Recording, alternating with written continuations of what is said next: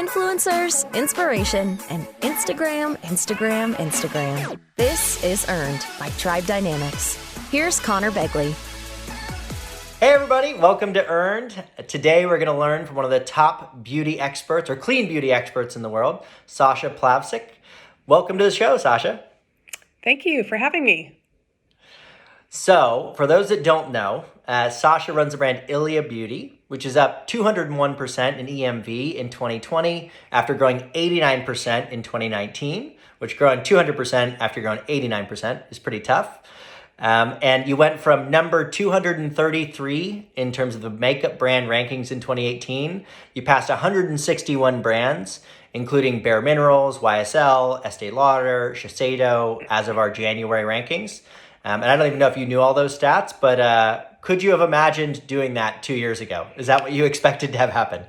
No, absolutely not. I think it was really a breakout year for us last year, and there were a lot of decisions that had to be made on the fly, of which I'm really proud of my team for how we handled what was happening. And we were in a really fortunate position with our business in this industry and being able to, quickly tack over to more of a D2C model and put efforts in there, as well as even reappropriate our team.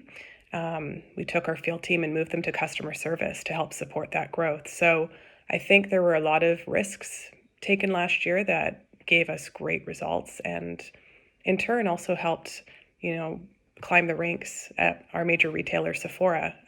As when we activate our D2C, it automatically also helps to raise everything up at Sephora as well. Yeah, no, I'd have to imagine. Are you going to keep that model? Are you going to keep the people kind of in customer service? I mean, that's to have the results that you had, it feels weird to screw with that formula now. Well, it wasn't in their job description, even though there is an element of the field that needs to have a customer service attitude because they're always with the customer. But I think it was a great way to reappropriate the position. There were so many beauty brands out there that had to lay off their field team when COVID hit because stores were closed. They didn't know when they were going to reopen. And we saw an opportunity where our .com was growing fiercely and we needed more support. It takes time to put that in place. We actually hired 2 specialists to help build out a new customer service team after the field with 8 people. And there was roughly 8 people managing it with that growth from the field initially. So they come in and help us at times. They were even helping in social media to engage and answer questions. And they're the specialists. They know the shades, they know the products. And it actually, if anything, I think created a higher conversion overall because they are passionate about answering questions about product to help shade match customers. And it really, really worked for us at the time. Yeah, I mean, I've said it 20 times on this podcast now, but that's what makes the internet special, right? Is you can connect directly with your customer, even if you live across the globe in a way that's meaningful, that you just couldn't do in the past. And you can do it at scale, right? With tens of thousands or hundreds of thousands of people. So that's really cool. Do you think, talking kind of pre-pandemic, post-pandemic, in an interview you did with Priya on Glossy, you said that you guys were going to, the plan was to double at a minimum this year. Now, most beauty brands did not double this year. So I'd be curious, did you hit your targets? Or was it, did you face the same uphill battle everybody else did? We were really fortunate, and I think there was a few factors that came into play. We had a rebrand that happened exactly a year ago. Well, it actually started 6 months prior, and our CEO and my partner, Lynda, said to me, "You're crazy. There's no way we're going to rebrand in 6 months." I'd also just given birth to my second child, so I really felt like I wanted to challenge myself with everything at once. But we did it because that was also my background, and I might have been naive to do it. I definitely put ops through hell, I think, to get it done. But we kicked off with that. We kicked off with an amazing complexion product. For the first time ever, we had marketing support around it. And no matter what happened last year in the world, which was plenty, we kept driving it. And because of that, we were able to grow nearly 400%. That is an eye-popping number. I did not know that's how much you guys grew. I'm letting it out of the bag. That's going to be the headline of the podcast. That is crazy. considering what happened last year. Yeah, That we is really so cool. We had to hold on to the rails. Whoa. Wow. I feel like I'm going to spend so much time on that. Okay, let's spend a little time on that. When you grow 400% in a year, what are the challenges? Okay, so it happened. Now, I mean, like, you have 4 times as many customers, right? Or not exactly, but you have a lot more customers. You have a lot, like, you have to scale the team. What are the challenges of that? Well, the beauty about it is that it doesn't happen all at once. And Yep. you don't even really know it's happening until you're in it. So I think, COVID hit, and like many businesses, we decided to adjust our forecast. I think we were planning to grow 100%. That was our initial forecast, or just under, like you had mentioned. And we decided to even downscale in March further. And there was a few areas that we made sure that we were really careful, because you can downscale, your purchase orders for finished goods, but unfinished, we made sure that we didn't per se, because if we did, it would have put us in a much harder position. I don't know if many people know, but in this industry, especially in beauty in general, you have a really long lead time, from the concept all the way to completion when you're ordering your product. So I think we set ourselves up in a position that way, that was fortunate enough to be able to capture the growth. The team we had to hire, and that we did the best we could to be able to accommodate. We were so lucky to have finished our second round of funding at the end of 2019. Good timing. It was good timing. And I actually like a challenge. And our CEO, she said to me, I've never been through anything like this before. And Lynda Berkowitz, that's her name. She's very seasoned. She was the president of Too Faced, SVP over at Bobbi Brown, a real industry veteran. And she kept saying to me, I've never been through this before. And I said, that's okay. I haven't either. I haven't been through many things before, even though I've been doing this for 10 years. And we're just going to figure it out. And I think, to me, I didn't have a fear around it as much, because I do believe that when you're an entrepreneur, you have to be somewhat crazy to start something. Yeah. And you don't really know anything anyways when you start. For the most part, maybe some things, but you certainly don't know very much. And that's the whole point. So we didn't know how to deal with it. And we had to look at each scenario that came before us and make the best decision possible. And thankfully, I think we made good decisions. Yeah, I mean, we've gone through periods like that, and we're still growing really quickly right now, but we're growing over 100%, multiple years in a row, and things just start to break, because it's just hard to predict what's going to break and where it's going to break. But I think, like you said, you just have to figure it out. Like, hey, all right, this is breaking. Let's fix it. Having Lynda there has got to be super helpful. I'd have to imagine, Best decision I made. Yeah, I mean, was that a tough decision? Like, getting somebody, I mean, because you founded the company. And I think what was interesting was when I was reading about the way that you talked about your relationship, it sounds very similar to the relationship that I have with my co-founder, John, right? Where it's like, division of responsibilities, a lot of faith and trust in the other person to be good at the things that they're good at. But that's not the way that you started out, right? You started out on your own. Was that, if you're going back, would you have started with somebody else, or did it kind of make sense from a timing perspective that you brought her on when you did? I think timing is everything, and it did make sense at that time. The idea came to me initially in 2009, and there was 2 years of alone time in my brain, and working actually at other jobs, of which I was forthright with one of the jobs. I went to go rebrand a essential oil company called Sage. And I remember I said to her, heads up, I'm working on this project at night, and of course I'm going to be here in the day, but I'll probably only be here for this period of time. And I'm really happy, if I look back at the beginning, that I was alone. I think I think I'm an introvert, and I like to be in my thoughts. It's where I get to go dream, which is what I think you need to do as an entrepreneur. And some people know, but my brother did come and join me 2 years after I launched. So technically I'd already been 4 years on my own, because it took 2 years to go to market, of which going to market was walking into a little boutique and asking him to carry my products. Go-to-market strategy. My go-to-market strategy. Do you want to sell some of my lipsticks? One store at a time, which you could do a decade ago. It was different. I don't think you could do that today. But There just came a point, there's my brother, I love him, and we did so much together, and he was such an emotional support for me. But there's a level of expertise that needs to come into play when a business starts to scale. And I think there's a threshold that is different for everyone, but a founder can generally feel it. Sometimes you're maybe in denial about when that is, but I became very clear after 5 years, which is a long time, and it was very small, the operation we had, but it became clear, especially when I went to Sephora for a third or fourth meeting, and they said, we want to test you. And I think I just had my first kid. My father had passed away that year. There was all this stuff, and I was really vulnerable. And I turned to the head of color there and said, I'm excited for this opportunity, but I don't know what I'm doing in this area. I don't understand your world of retail. I know the boutique side, and I need help. And she said to me, I have somebody for you. And that's how we met.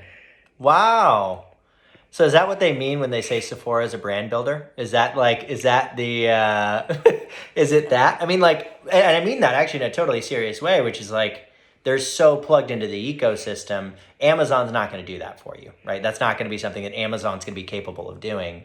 And as subtle as that sounds, that has got to be a huge part of the story, right? A huge part of why you guys have gotten where you have. Absolutely. I mean, today I think it's a combination of our D2C and then our brick and mortar with Sephora, but there's a huge D2C component with them as well. And we have become stronger partners over the years.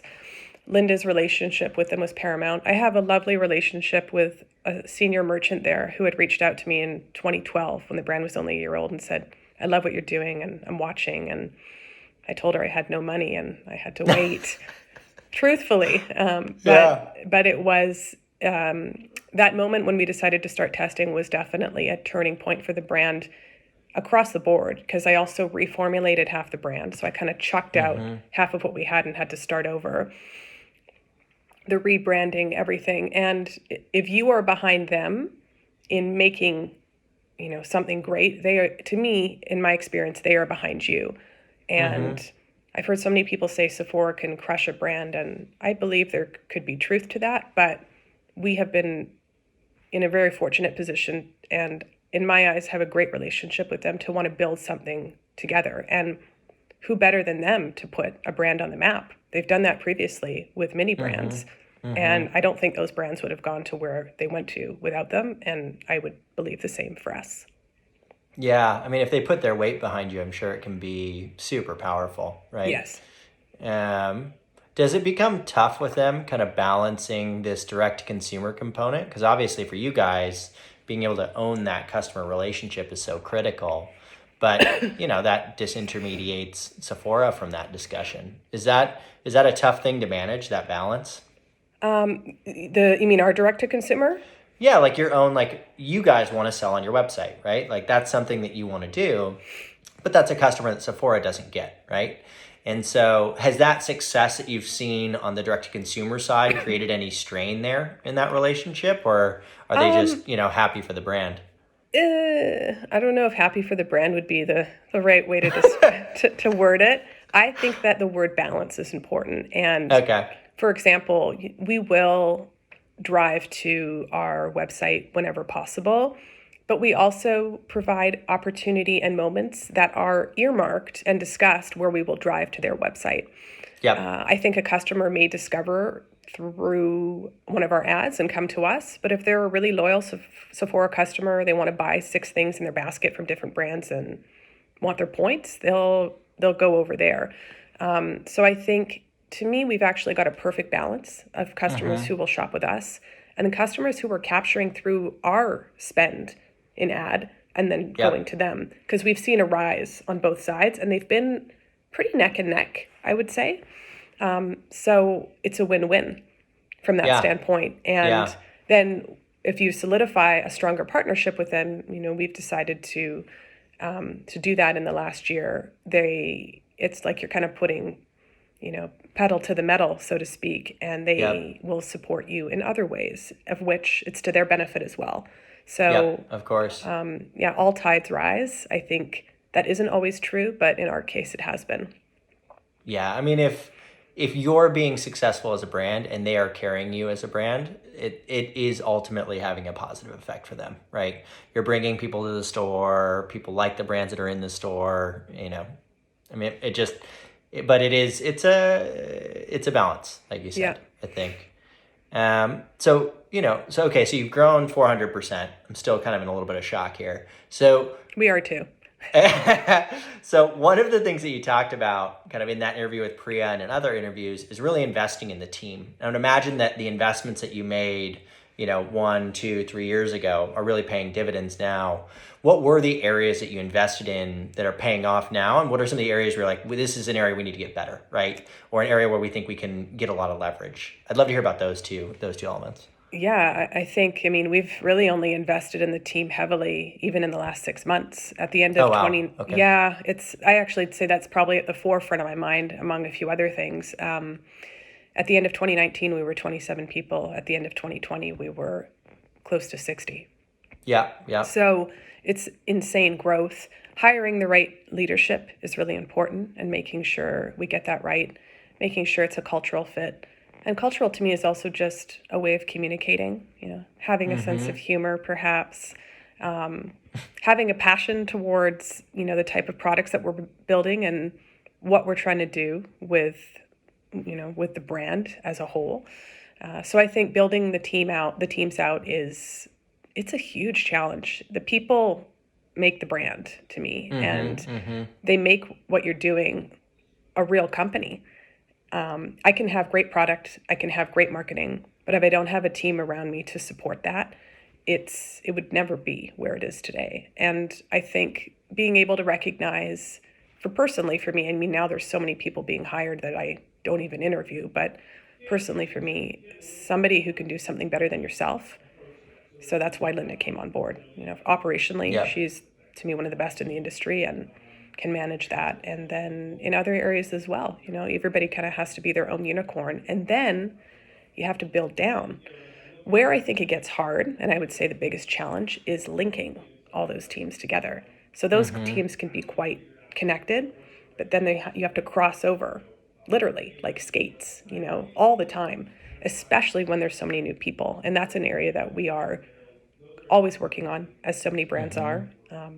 We have a senior project manager starting and a couple other people to help really solidify that. And then just making sure people talk to each other respectfully. Which sounds obvious, but not always, doesn't always happen. It's tough when you have, I think there's a few things that you bring up or a few things that I think of that you talked about here.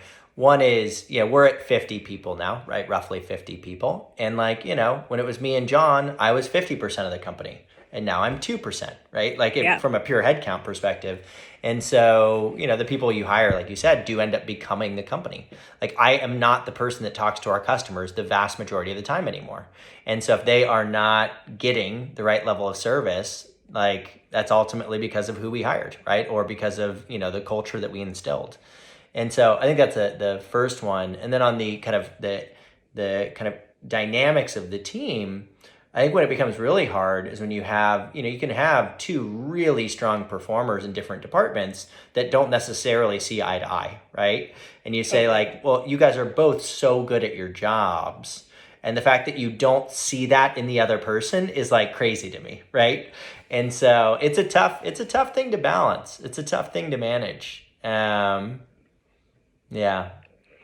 no, I think that the last part that you said, people seeing eye to eye, and a lot of it is really down to communication. It's usually a simple miscommunication that can get misconstrued. And then really, I think part of it is finding a way to make people talk to each other. And that was becoming more of a full-time job for me last year, until we recently hired an SVP of marketing that absolutely removed so much pressure off of me from the process management side.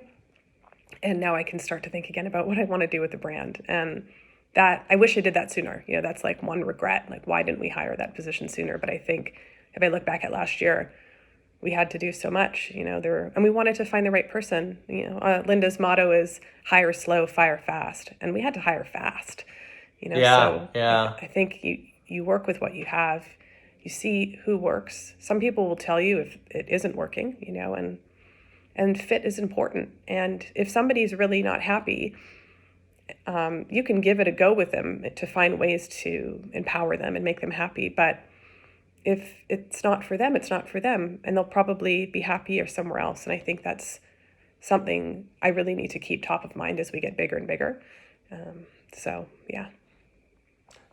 Yeah, it's there's a few people that have done a good job of that. I think it was Zappos, where they paid you if you decided you didn't, like, after you got hired in the first like 2 or 3 weeks, you could opt for, like, it was like a $10,000 bonus to leave, right? Like, they'd write you a check for 10 grand and you could leave. And or something like that, 5-10 grand. Or Netflix, right, is very big on that, like, opt in or opt out culture, where it's like, hey, if it's not a fit, it's not a fit. All this talk, talking about communication a lot. One of the things that you guys have talked about is this idea of transparency being like a core value to the company. And I think that whether it was, luck or intention or whatever, I think that's a value that I think is really, that consumers are really into. What made you kind of zero in on that as, like, this is going to be a core value for the company? This is something that I think is going to be critically important to our success. I'm going to cough for a moment. No, do your thing. I know. You're just getting over a cold, right? Do you want to go get some tea or something? No, I've got water next to me, but, like, the air is dry in my room, and I'm like, oh, don't cough during the interview. No. Feel free to cough. We can literally, after this, we're going to go through and cut and edit it and slice it so that it fits all together. So cough away. Water. I know. You're a trooper for even still doing it. Oh, no. I mean, like, it's an ongoing saga with a sinus infection, of which I'm sorry I sound a little stuffed. It's not the Rona. It's not the Corona. Okay, back to the question. The question was... So it was, why is transparency like a core value for you guys? Like, what is it that, you zeroed in on? Obviously, for consumers, it's a big deal right now, right? Like, what is it in the products I'm putting on my skin, right? So that's become a topic of conversation, but you decided that a long time ago. I did. So what was it that made you kind of zone in on that as being kind of core? I think it's just being curious. For me, that's what it was 12 years ago. And I was raised with, I don't want to say more of a paranoid mother, but I had a really sick brother as a kid, and he had autoimmune issues. He had asthma. He was supposed to live in the hospital indefinitely on a ventilator. There was so much that came up, and this was the early 80s when, technology and even just an understanding of how to work through this, it was not as probably well studied at that time. And I think what she really instilled with me into me was to look further, than what you're being told or what you're being sold. And in marketing and in products, what you're being sold doesn't always line up with the truth. And I think we all know that inherently. Yep. But in the beauty industry specifically, it can be pretty bad, or it used to be. And back then, I just wanted to know more about what was in my products. And what I found was that when I was looking for products that were more natural or classified as green at the time, they really weren't. And I thought, why are these people lying?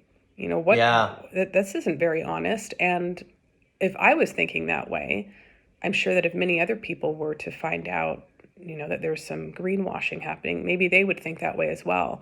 And they did. It took them time. But over the last decade, not only have people begun to question what's in their beauty products, people have begun to question everything to a point of fault, which I believe happened in 2020. The internet is great, and there's a lot of information, but I think people have also taken advantage of that. So transparency is important, and there will always be elements in any business or in the world that are covering up parts of information, whether it's for the good or for the bad. And I think it's up to us as people, to find what feels right and to seek out what we want to live with and be comfortable with. And there's an element of just, I don't know, I think if you are vulnerable and open with your customers, you develop trust. And that to me is really the essence of transparency. Yeah. I mean, it makes a ton of sense. The word trust was the one that kept running through my mind as you were talking. It's like, it's all about trust. And I think a lot of people have, because I think what the internet's done, right, is it's provided a lot of information, right? Good, bad, and otherwise. And I think that's caused people to go, oh, wow, like this isn't what I thought it was. This isn't what I've been told for so long. And so when they do find somebody, like Everlane does this in the apparel space, where you can actually just see that it's not transparency from a ingredients perspective, but transparency in like, this is how much it costs us.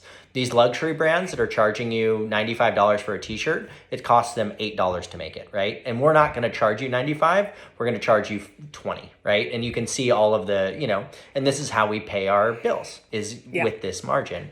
And so I think there's just a variety of places where that's happened, and it's it's just really cool to see. Like, people respect it. And then good wins, right? The better products tend to win in that environment. Not always, but they tend to. So now that we've touched on all the company stuff, let's talk about marketing, because everybody wants to know what's a playbook that's going to help me grow 400% year over year. And obviously, not marketing isn't the only thing that gets you there, but I know you've invested a lot in that in the last, year or so. What is ILIA's marketing playbook? Like, what does it look like? What are the components that you can talk about that, you found work really well? It is important.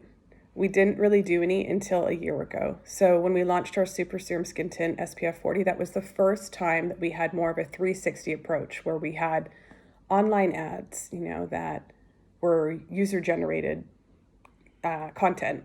We had billboards. We wrapped a bus. We had a launch event. We planned an exclusive for press. Every kind of pillar of marketing that you could touch, we touched for the first time. Luckily, it was a great product. Luckily, we had a rebrand to give us a fresh new look. And I think that caught people's attention. With the pandemic hitting last year, there was a lot of decisions that needed to be made. But one of them was easy, online. So we really picked up our ad spend. Because of what was happening with the pandemic, there was also a period of time where you could buy at a lot lower price. So our VP of e-commerce was able to really focus in on that. And we tested. To me, again, we were able, okay, we're in a pandemic, what's going to happen? We knew last year, regardless, that it was going to be a year of testing. Let's test this type of content. Let's test that type of content. But to me, marketing is really a maze of content, of which you have top of the funnel, which is more campaign related. Middle of the funnel, it's more continuous. And then bottom of the funnel is where you have that conversion with your ads. So how do we pull somebody in and drag them all the way through? And we also hadn't done that properly yet. So once you start to activate all areas of the funnel, I think you should be able to see a difference. And to take risks. Billboards were really inexpensive and still are. And we decided to drive that continuously, of which, do they work? Not measurable. I have friends. Just straight up, can't measure it. Think it works. I know. Water break. Not measurable, but I had friends that I haven't spoken to in years text me and say, I see you everywhere, visually. I'm seeing you everywhere. And that makes me think that other people are seeing us everywhere. And we found out soon enough that they were. So that worked for us. Would it work for somebody else? You won't know till you try. And I think that's the trick to marketing, is you don't know until you try.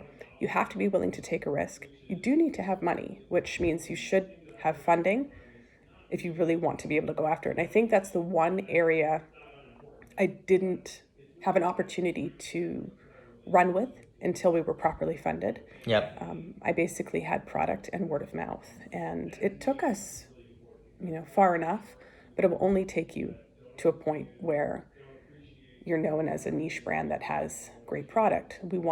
I wanted us to be bigger than that. And in order to do it, you have to hit hard to create brand awareness. Yeah, that makes sense. I think the things that stand out are one, product is the key, right? So it doesn't matter how good your initiative is. If the product isn't there, it doesn't matter how much money you spend, I think, these days. Two, I think that strategy you're talking about, there's a really good book called Blockbuster that talks about this kind of approach, which is like, it's like all in really fast, all at the same time. It's the strategy that was historically utilized for movies, right? But you can use it in other categories where it's like, oh my God, this is everywhere, right? It's in the influencers, it's on billboards, it's on a bus, my friends are talking about it, right? And you create this, it's just this moment in time that really kind of catapults the product or the brand at that point.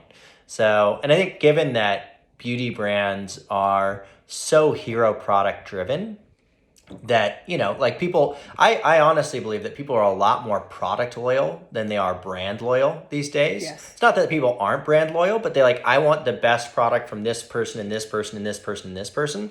Like I want my brow products from Anastasia or Benefit. I want my lip products from this person with this product, you know? So it makes a lot of sense. Like if you have a killer product, go all in, right? Like let's make this a moment. So that's really cool. So you mentioned at the beginning, before we got online, that you aren't going to divulge any of your influencer secrets, but I'm still going to ask the question.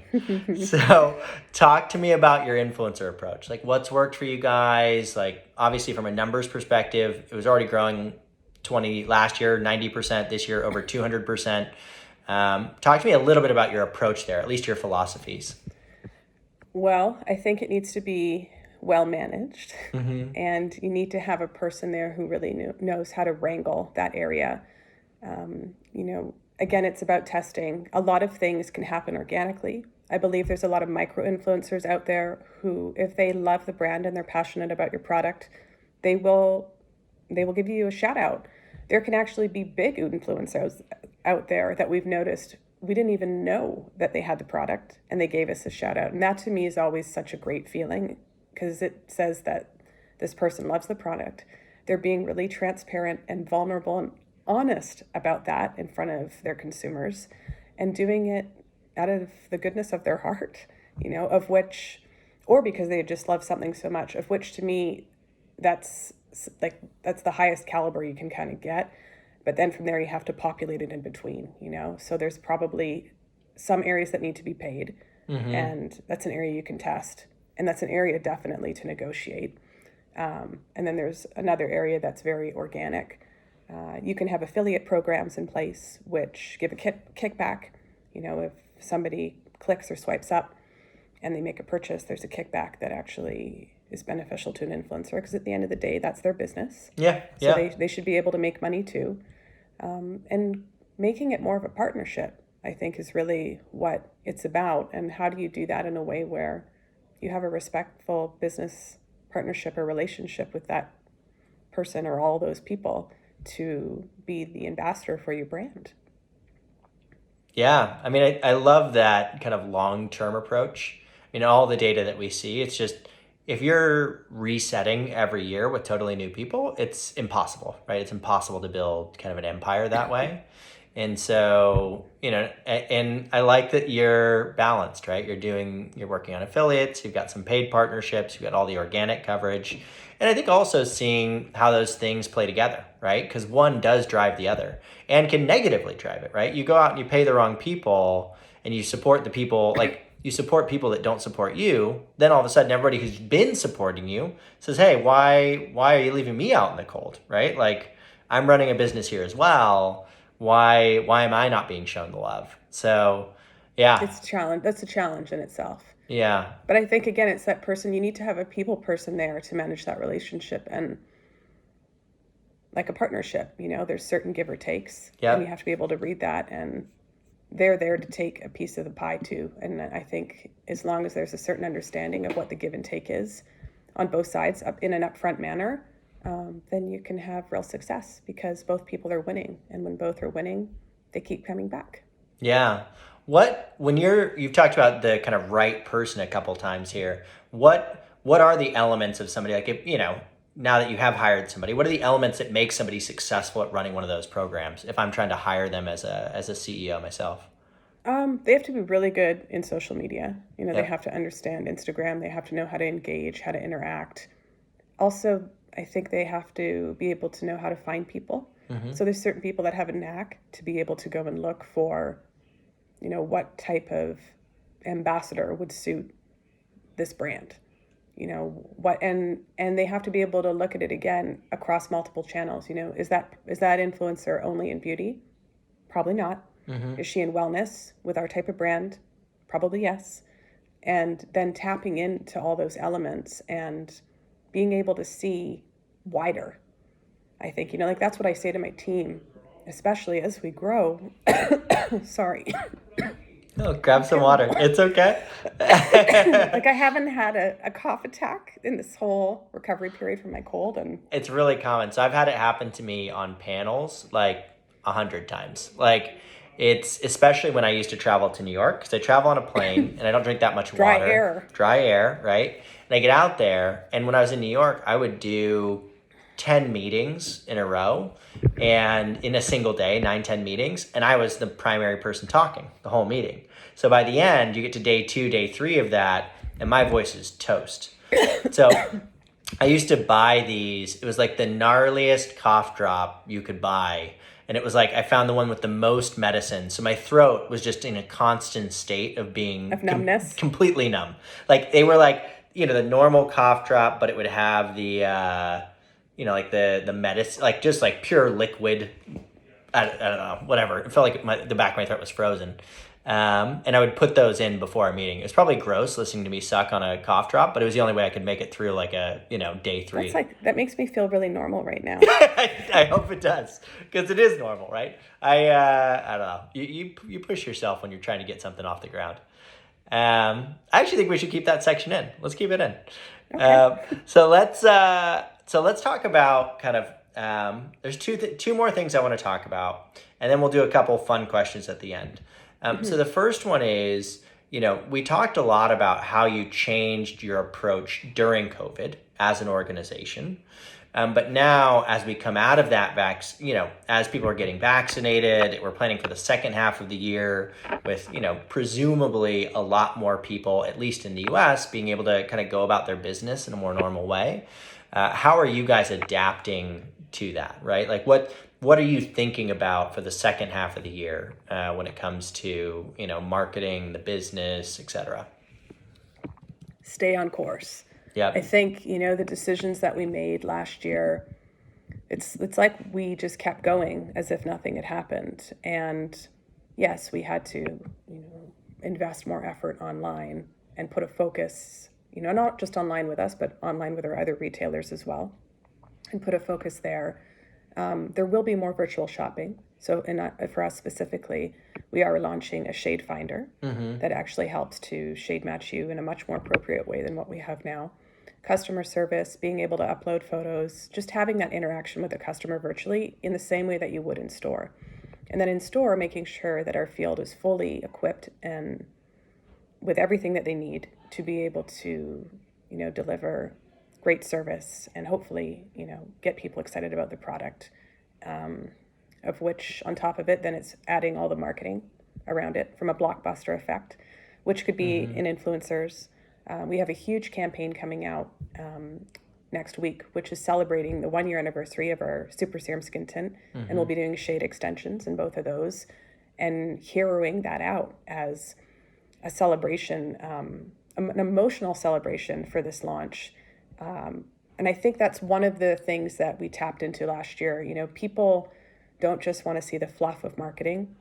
They want something real, transparent, authentic. And that's always very much who we've been at our core. It's who I am. I don't think I've been able to bring it to the surface, but their customers looking for that. The younger generations want that. They want that truth serum, so to speak. And I think if that can be implemented in your plan and in your marketing, you can go much further in being able to grab somebody's attention.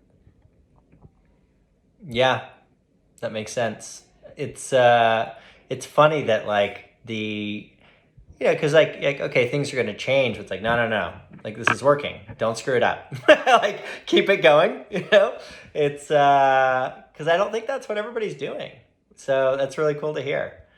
Okay, last question. Then we'll go to some of the fun questions at the end. So if you were to give advice to somebody starting a brand today, what would that advice be? Like if you could give them 2 or 3 nuggets. Oh, when the going gets tough, don't give up. Yeah. I think that when you're starting, it can be really discouraging because a lot of people may not want to see you succeed. That's just the truth. And there can be a lot of fear. There can be a lot of doubt. Will this work? Will this not? I think what you have to remember is that when you start something, you won't know about it. You won't be an expert. And you have to be okay with that. You have to be willing to fail. You have to be willing to make mistakes and know that you'll learn from them. One of the biggest things about being an entrepreneur is problem solving. And there will always be a host of problems in front of you, of which my motto is, there's a solution to every problem. You may not always like the solution, but there is a solution. Yeah. And as long as you put one foot in front of the other and solve for, the problems that come up in the best way you can keep going. Yep. Money is also important, but, my advice there is work with what you can. I would say make sure you're really clear about what your intention is. Do you want to go big, loud, and fast? Do you want to have a slower build? Be clear about what that intention is and then build around it in a way that can make you successful. Mm-hmm. Mm-hmm. Yeah, money is important. Money is important. Well, I started with so time. little. What? Go ahead. I was going to say, I started with so little money, but you could do that 10 years ago. I started with $25,000, a line of credit and 2 credit cards. I've said that so many times, and that took me far back then. But today, it's so much more saturated depending on what you're doing. And if you want to make noise, you have to be able to do it a little differently. So I do think some funding needs to come into play in today's day and age, but ask people, lean into people that are doing it around you. Ask lots of questions and don't feel bad about it. Yeah. I mean, I remember having a conversation with one of our earliest investors, and I think we were in year 2 or year 3, and you were starting to make a little bit of money at that point, not a lot. And we also similarly started with like a very small amount of money to start.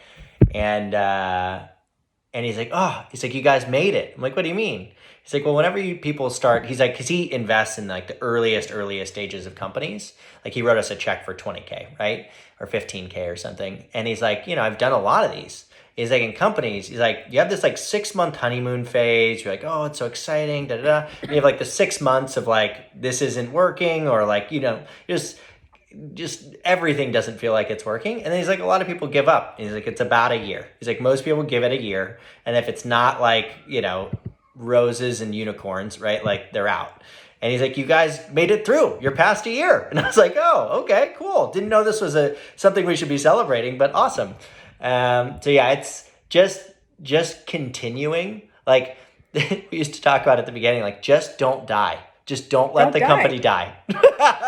Don't die. Yeah. People say like, oh, you're starting a business. When I told people that I was going to start a lipstick company, and being from Canada, where it's more socialist and more government run, people thought I was crazy. Yeah. That's one thing about the US that is amazing. You come down here and people are like, yeah, go for it. There's a go for it attitude. Whereas where I'm from, it's like, you're going to do what?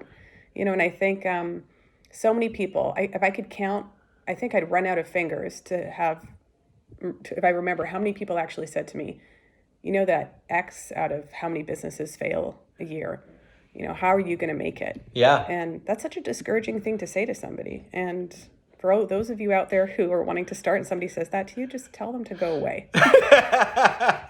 and make up in your mind that you're going to be in the percentage that makes it. And that you will do whatever it takes to go there, and believe in yourself, because when we stop believing in ourselves or our idea, other people feel that, and then they won't believe it in either. And that's kind of like a West Coast energy thing. And I am from the West Coast, but truly, there's like, you got to believe in yourself. Yeah, 100%. I remember for me, when we first started Tribe, I didn't like to tell people what we were doing, because like I actually grew up, as much as it's like US celebrates like starting companies, I grew up, my mom and my dad, they were both at their respective enterprises for 30 years. And like for me, being an entrepreneur was like basically being unemployed. Like, oh, you're an entrepreneur. And so I actually didn't like to tell people for like the first couple of years what we were doing. But I think that honestly, even just in the last 8 to 10 years, I think that's totally changed. Like I think the perception around, starting your own thing has now become almost glamorous, right? So yeah. It is. Yeah. And it's not. It's nothing It is, about it it. isn't. Yeah. Okay, cool. Let's do a couple quick hitters at the end. So what is if you were to have a vice and or also labeled an indulgence, what would be your vice or your indulgence? In work or personally? Either one, doesn't matter. A vice, time management, I would say is, I have somebody managing it for me now, which is much more helpful, but I can be late, I'm told at times, and I'm trying to work on that this year. So yeah, I'd say time management, of which it's tough when you're an entrepreneur, if you're juggling a bunch of things, but I'm committed to be better at it and to manage my time effectively, because if you're also an entrepreneur with a family, you have to give time to many areas. So time management is a big one for me that is always a work in progress. Yeah, I was the same way, and then I invested in it pretty heavily like 3 years ago. And I'm really happy with like the time that I spent doing that. Like, basically for the most part, never late to meetings. I like block out almost my entire calendar. I have like a whole system with my wife where I start work at 8:30 and I finish at 5. And there's days where I need to start earlier or end later. But what I do is I like trade times. I'm like, okay, I need an extra hour in the morning. I'll give you an hour back at the end or an hour in the middle. Because you have to be intentional about how you spend your time. Otherwise, you're like, oh, wow, I haven't spent any time with my kids in the last 2 weeks, right? So it's, I'm glad you're doing that. It's been super, super impactful for me. Yeah, important. So last one, when you need to break away from the office, what is your happy place? Oh, I think that's a tough one to answer because I feel like it's Groundhog Day at home in my home office. But at the end of the day, it'd be going for a walk with my kids down the street. My little 2-year-old, she's on a Strider bike, and I always think, wow, you were born 2 years ago, and here you are gliding on your Strider bike up and down the street. And I love it. I love to be able to just take a moment, and go outside and go for a walk. And I think it probably used to be different, when things were more social, but that in itself to me is really special. Otherwise, I've also tried to create time for myself in the morning. Mm-hmm. Somebody said, if you're not well, those around you who look up to you or who you're taking care of will also not be well. Mm-hmm. And I used the word shattered the other day. I think the last 10 years of not having really downtime shattered me. And I made a commitment to myself this year to be more selfish with my time. Even like you said, to block off. I block off from 8 to 10 in the morning. And if people really need me, they know that they can get in there. But for the most part, it's my time if I have to record something, that's even work related or exercise, find moments to myself. So I can also have time to think, and I think that's, that to me is one of the most gratifying things to do. It's really hard to do, but my wife's family is much better at that than I am. And I kind of observe that about them, where they like, no, like with my family, if we get together for the holidays, like you are there with the family, like you do not leave, right? But they'll like get together and like, hey, I'm going on a run or I'm going on a walk or I'm going to do this thing. And for me, it was like, this is so weird. Like, how are you leaving the family during the holidays? Right. But it's like, and they very much have this philosophy of like, you got to make sure that you're right to be right for everybody else too. So it's, huge fan. Well, anyways, Sasha, I really appreciate you taking out the time and toughing it through a lost voice. Or lose a voice that you might lose after this call. And, one story that I remember that I think is really cool is I think we were on the stage at some event years ago. I can't remember how long ago it was, maybe 5-6 years ago. And I just remember like seeing you and you talking about ILIA. And then it was like, and I didn't really hear about you guys for a little while. It was like, it went silent for a couple years and you guys have just exploded back on the scene in the last 2 years of my life. And it's so cool to see. So congrats on all the hard work. Oh, thank you. That was it was in New York? Probably, yeah. I can't remember. All I know is I remember being on stage. We were both on a panel together. And everybody like, huh. Like, I kind of like what she said there. Like, and it just stuck with me. Oh, good. That makes me happy. Yeah. But thanks so much for taking the time. We really appreciate it. Yeah, absolutely. Thank you for having me. It was great to talk with you and can't wait to listen. Yeah, people are going to dig it. Bye, Sasha. Bye. Hit subscribe now. Earned by Tribe Dynamics. Tribe Dynamics unlocks your social media influencer community. Our platform not only tracks and measures your best influencer relationships, but discovers new influencers to grow your business through earned media. Get started with a demo today at tribedynamics.com. tribedynamics.com.